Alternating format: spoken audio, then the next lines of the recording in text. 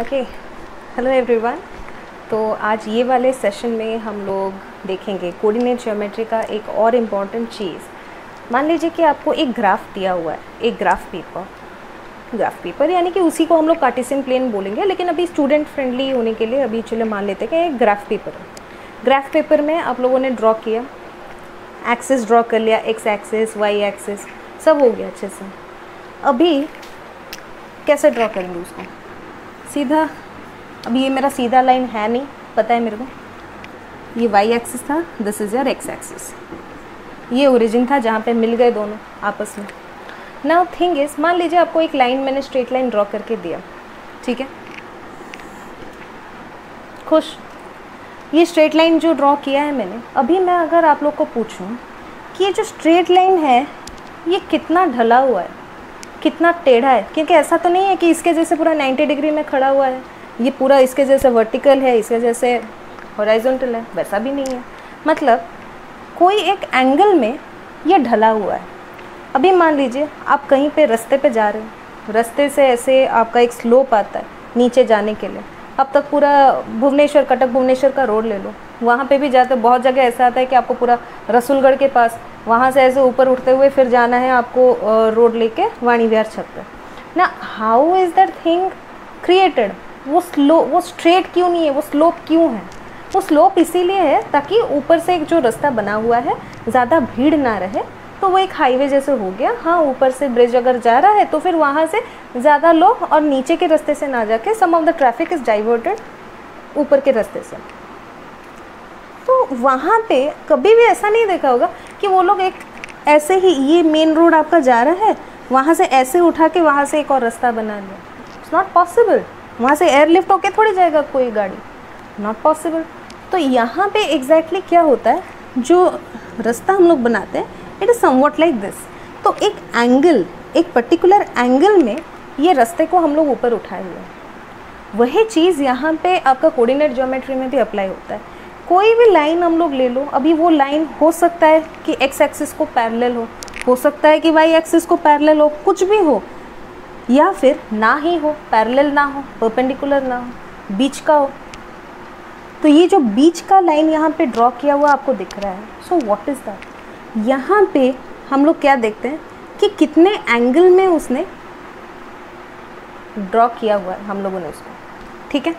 यहाँ से कितना एंगल है और यहाँ से कितना एंगल है, ठीक।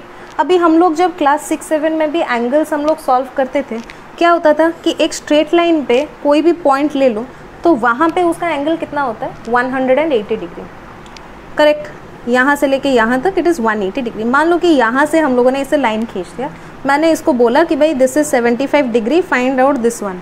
बड़ा ईजी है आप लोग के लिए, सीधा क्या करते थे, 180 माइनस 75 क्या करते थे, इधर आंसर क्या आता था, 105 डिग्री, ठीक है। यहाँ पे भी कुछ वैसा ही कॉन्सेप्ट है।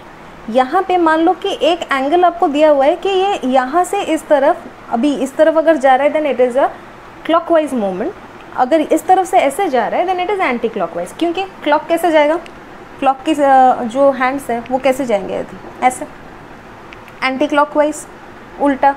तो यहाँ पे अगर क्लॉकवाइज डायरेक्शन में मैं उसका एंगल नापने जाऊँ फ्रॉम द एक्स एक्सिस, तो मेरे को एक एंगल मिलेगा, नो डाउट। चलो मान लिया उसको थीटा ले लिया मैंने, यहाँ पे मान लियो मैंने इसका ले लिया अल्फ़ा, चलो पसंद नहीं है, ठीक है, इसको अल्फ़ा ले लेते हैं, इसको थीटा ले लेते हैं, चलो कोई गलत नहीं, इसको थीटा ले लिया। तो अभी मेरे को अगर पूछा जाएगा कि ये इंक्लाइंड किस एंगल पे है, ठीक है भाई, इस एंगल पे वो इंक्लाइंड है, ठीक है। हरदम एक चीज़ याद रहे, कोई भी अगर कोऑर्डिनेट ज्योमेट्री में हम लोग अगर स्ट्रेट लाइन देख रहे हैं, उसका हम लोग को कोई पूछे कि किस एंगल में वो इंक्लाइंड है, हम लोग कभी भी क्लॉकवाइज उसका एंगल नहीं बताते, we always go for the anti clockwise angle, ठीक है। हम लोग हरदम उसका एंटी क्लॉकवाइज एंगल को लेते हैं एंड उसी एंगल को हम लोग बोलते हैं एंगल ऑफ इंक्लिनेशन। उसी एंगल को बोला जाता है एंगल ऑफ इंक्लिनेशन। क्या है यहाँ पे, सपोज ये लाइन ए बी है, so angle of inclination of line A B is actually theta. तो मेरे को अगर लिखना हुआ क्या लिखूँगी, inclination, find the inclination of line A B, it is equal to theta, और 180 minus alpha, either it is theta और इट इज़ 180 माइनस अल्फ़ा, एक ही बात है। थीटा निकालूंगी तो कैसे, अगर अल्फ़ा दिया होगा थीटा कैसे निकालना है, 180 माइनस अल्फ़ा करो, एग्जाम्पल इधर दिया हुआ है। नाउ अभी इसी एंगल को लेके हम लोग देखते हैं एक और पैरामीटर उस पर्टिकुलर लाइन का, जिसको हम लोग बोलते हैं स्लोप। स्लोप मीन्स कितना स्मूथली एक स्लोप बना हुआ है, कितना स्मूथली एक ढलान उसका बनाया हुआ है, और कितना स्टीपली ढलान बनाया हुआ है। Either it is very smooth या फिर बहुत स्टीप है। स्मूथ और स्टीप का मतलब चलो एक डायग्राम बना के दिखा देते हैं। अगर मान लो ये तुम्हारा बेस है, ये वाला अगर स्लोप बनाया हुआ है, ठीक है, वहीं पे एक और स्लोप मैंने बनाया हुआ है विच इज़ लाइक दिस। दो तरह के रास्ते हैं, आपको बोला गया है कि ये एक रास्ता है ए, ये एक रास्ता है बी, गाड़ी आपको लेके चढ़ाना है। अब मेरे को क्लियरली बता दो कौन से रास्ते पे चढ़ाओगे। बहुत ही बेवकूफ़ हो तो बोलोगे कि हाँ भाई बी है, बी स्ट्रेट है, उठा हुआ है, चलो वहीं से चढ़ते हैं हम लोग। अब जिसको जो थोड़ा नॉर्मल बुद्धि का होगा, मंद बुद्धि नहीं, नॉर्मल बुद्धि का आदमी अगर कोई होगा तो बोलेगा कि भाई ठीक है ए में ही चढ़ाते हैं क्योंकि स्मूथ है, धीरे धीरे जाएंगे, नो प्रॉब्लम, थोड़ा टाइम लगेगा, ओके, बट हो जाएगा जल्दी। Now this is called a very grading और you can say a gradient which is very smooth, the slope is very smooth over here. यहाँ पे स्लोप अगर देखोगे तो बहुत ही स्टीप एंड शार्प स्लोप है, ठीक है। अभी ये स्लोप का चीज़ हम लोग यहाँ पे कोऑर्डिनेट ज्योमेट्री में लेके क्यों आ रहे हैं, क्योंकि यही चीज़ ना आप लोग के फिज़िक्स में भी आता है। फिज़िक्स में क्या होता है, बहुत बार ऐसे कॉन्सेप्ट आपके ग्राफ रिलेटेड बहुत सारी चीज़ें आ जाती हैं। तो ग्राफ में जैसे कि डिस्टेंस आपका रहता है, उसमें वेलोसिटी रहता है, and then you have acceleration related equations. वहाँ पे आपको समझने के लिए, मोशन इन वन डायमेंशन आपको समझने के लिए ऐसे ग्राफ्स दिए जाते हैं। वहाँ पे पूछा जाता है कि स्लोप निकालना है, हो गया वहाँ पे काम ख़त्म। अभी स्लोप कैसे निकालेंगे भाई, स्लोप निकालना तो आता नहीं है। क्यों नहीं आता, क्योंकि कोऑर्डिनेट ज्योमेट्री को हम लोगों ने पूरा नेग्लेक्ट किया था, इसलिए नहीं आता। यहाँ पे इसलिए ध्यान से देखो कि स्लोप किस चीज़ को बोला गया है, कितना स्टीप है, ठीक है, कैसे है, क्या है, वो चीज़ भी मैं समझाऊंगी, नॉट अ प्रॉब्लम। पहले देखते हैं स्लोप निकालते कैसे। स्लोप निकालने के ना दो तरीके हैं यहाँ पे, फ़िलहाल दो तरीके हैं हम लोग के पास। क्या है, पहले एंगल ऑफ इंक्लिनेशन ले लो। एक मेथड क्या है, first method, use angle of inclination. दूसरा मेथड है 2 पॉइंट फॉर्मेट। अभी ये एंगल ऑफ इंक्लिनेशन क्या है, 2 पॉइंट फॉर्मेट क्या है, देखते हैं। एंगल ऑफ इंक्लिनेशन क्या दिया हुआ है इधर, फॉर एग्जांपल यहाँ पे मेरे को दिया हुआ है थीटा, तो फिर मैं उसको लेके स्लोप कैसे निकालूंगी, how will I find out the slope by using this particular thing. What I will do is कि m यानी कि जो स्लोप होता है उसको हम लोग m लिखते हैं, ठीक है, small m is equal to tangent of that angle of inclination. m is equal to tan theta. मान लो इधर थीटा तुम लोग को 30 दिया है, मान लो angle of inclination is 30, tan 30 लिखो। पता है बहुत जन को आता तो होगा नहीं, आता है कितना है बता दो, 1/√3। पूछने में टाइम वेस्ट नहीं करूँगी, ठीक है। मान लो थीटा 60 दिया है, tan 60 √3 निकालो। 45 दिया है, 45 का निकालो 1, tan 45 इज़ 1। इसी तरह मान लो कि थीटा अगर दिया हुआ है तो उसी हिसाब से आपको स्लोप भी निकालना है। तो this is your angle of inclination format. मान लो लेकिन अगर यहीं पे 2 पॉइंट फॉर्मेट दिया गया हो, ठीक है, 2 पॉइंट फॉर्मेट अगर दिया गया हो, then what are you suppose to do. 2 point format मतलब सपोज यहाँ पे ए का 1 पॉइंट दिया हुआ है, बी का यहाँ पे 1 पॉइंट दिया हुआ है। Suppose this is x2 y2 और ये है x1 y1।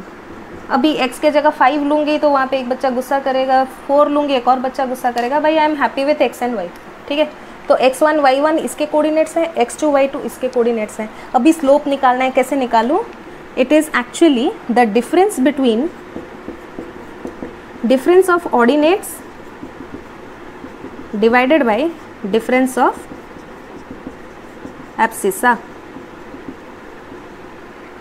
समझ नहीं है ऑर्डिनेट्स क्या है, एब्सिसा क्या है, सिंपल। ऑर्डिनेट्स मतलब जितने भी y कोऑर्डिनेट्स है उन दोनों का डिफरेंस ले लो, और एब्सिसा जो है x को बोला जाता है, x वैल्यू को, ठीक है। तो x कोऑर्डिनेट्स को नीचे में सब्ट्रैक्ट कर दो। तो ओवरऑल अगर थोड़ा सिंपल फॉर्मेट में लिखेंगे तो यानी कि y2 minus y1 x2 minus x1। अभी आप में से कोई बोलेगा कि मैम y2 माइनस y1 क्यों है, y1 माइनस y2 क्यों नहीं है? भाई तुम लोग को जो मर्जी है करो, लेकिन एक डिसिप्लिन मेथड में। मतलब ऊपर अगर y2 माइनस y1 लिखा है, नीचे x2 माइनस x1 लिखना होगा। ऊपर अगर y1 माइनस y2 है, नीचे x1 minus x2। You can't go the reverse way around, जो मन मर्जी आए करो ना, मन मर्जी आए करो, लेकिन एक डिसिप्लिन फॉर्मेट में। यहाँ पे अगर पहले y2 सिलेक्ट किया है, नीचे भी x2 सिलेक्ट करना पड़ेगा। Okay, this is how you find out the slope. तो दो फॉर्मेट हम लोग को मिल गए। एक फॉर्मेट हो गया इधर क्या, हम लोग का एंगल ऑफ इंक्लिनेशन फॉर्मेट, दूसरा फॉर्मेट हो गया 2 point format. So this is how you calculate the slope. अभी चाहो तो इसमें प्रैक्टिस भी कर सकते हैं हम लोग। मान लीजिए कि यहाँ पे स्लोप हम लोग को दे दिया गया है, कोऑर्डिनेट्स दिए गए हैं। एक कोऑर्डिनेट है 4,3, दूसरा कोऑर्डिनेट है -5,2। ठीक है, अभी निकालो भाई इसका स्लोप कैसे निकलेगा। क्या करना है, मान लो मेरे लिए this is x1 y1, this is x2 y2। सबसे पहले ये डेजिग्नेशन देना ज़रूरी है, उसके बाद स्लोप निकालो। स्लोप में क्या होगा, y2 माइनस y1। जितनी बार करोगे उतनी बार फॉर्मूला लिखना पड़ेगा, इट इज़ मैंडेटरी, नहीं तो भूल जाओगे। और जितनी बार लिखोगे उतना बार प्रैक्टिस हो गया, अच्छी बात है। प्रैक्टिस हो जाता है तो याद भी रहेगा ज़्यादा देर तक। y2 क्या हो गया इधर 2, y1 क्या हो गया 3, 2 माइनस 3, सिंपल। अभी x2 minus x1, x2 is -5 -4, 2 minus 3 is -1, -1 divided by -9। Minus minus है, कैंसिल करो भाई, 1/9। This is your slope. So slope of the line is 1/9। This is how you calculate it. अगर 2 point format दिया है तो, अगर inclination दिया है तो बता दिया, tan का वैल्यू निकालना है, टेंजेंट वैल्यू निकालना है तुम लोग को। That is how you do it. So this was basically about your slope. Slope कैसे निकालते हैं, ओके।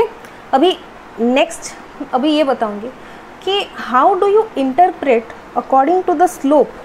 अभी एक पर्टिकुलर लाइन अगर हम लोग ड्रॉ किए, मान लीजिए कि ये वाला लाइन हम लोग ड्रॉ किए हैं on the basis of a particular slope, उस लाइन का एक स्लोप भी है, तो वो स्लोप से हम लोग कैसे स्टडी करेंगे कि उसके एक्स एक्सिस में जो पैरामीटर है, वाई एक्सिस में जो पैरामीटर है, वो कैसे अफेक्ट होता है।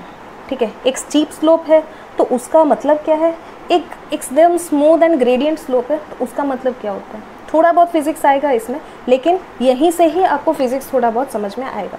Otherwise you will just have no clue how to interpret graphs in physics. ठीक है, hope you are enjoying this thing. चलिए नेक्स्ट देखते हैं इसका।